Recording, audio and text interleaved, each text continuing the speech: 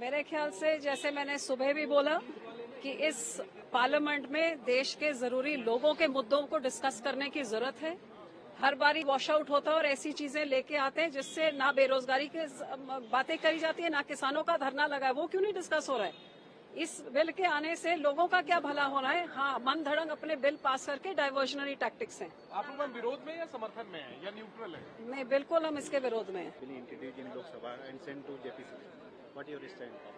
Sir, from the TDP side, we have given an unequivocal support for the entire bill because it reduces the election expenditure, it streamlines the electoral process, increases the voter turnaround, and overall it helps the administration and the country. So we supported it.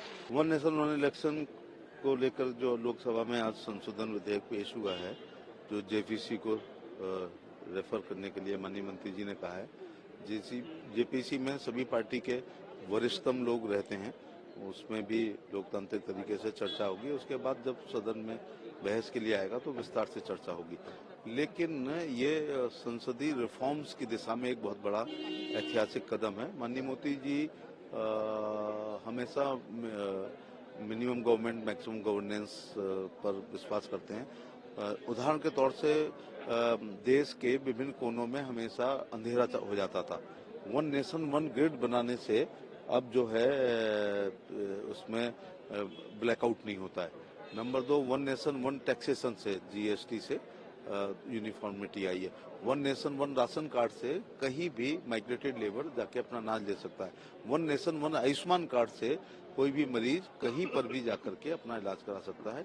तो इससे होगा कि one nation one election से एक बार चुनाव से फारिग हो जाएं और विकास में जाके लग जाएं, वरना आए दिन आचार संहिता लगती रहती है, विकास बाधित होता है, उद्घाटन समापन नहीं कर सकते हैं और तमाम बाध्यताएं राजनीतिक लोगों पे लग जाती है जो विकास को बाधित करती है। A historic day. The bill has been introduced and it is going to go to the JPC. A decision of the government, the Prime Minister, to have one nation, one election is something which politically I have been dreaming, and that has been the dream of 150 crore people in this country. A phenomenal step. Let's see the outcome. It should be a big decision for the nation as it moves from the JPC to the government for voting in coming days and coming sessions of parliament. सत्ताधारी party को बहुमत इसमें मिला है और जब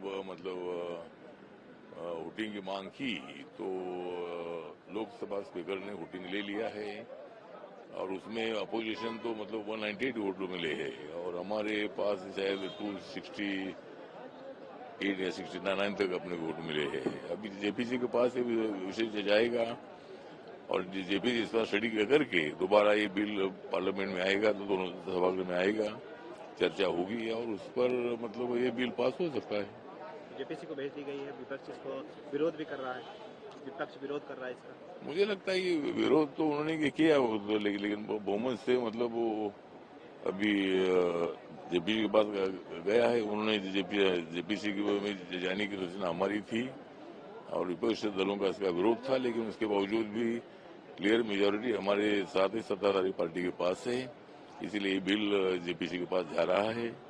तो बाद में बिल आएगा तो हमारी कोशिश रहेगी कि भाई 2/3 मेजोरिटी में मिले और ये बिल पास हो जाए, देश का नुकसान ज्यादा हर इलेक्शन में ना हो, लोगों का टाइम बर्बाद ना हो। ये हमारी पार्टी की भूमिका है। हाँ, जेपीसी को ठीक भेज दिया। जेपीसी में हम लोग भी मांगते, जेपीसी में विचार विमर्श होके तभी पूरी तरह से वेट करके कि किस तरह से वेटिंग उसकी करके तभी उसको बिल्कुल जो आगे बढ़ाना चाहिए, क्योंकि उसमें बहुत कमियां हैं, बहुत खामियां हैं। इसलिए उस बिल में हम लोग संशोधन की बात कर रहे हैं।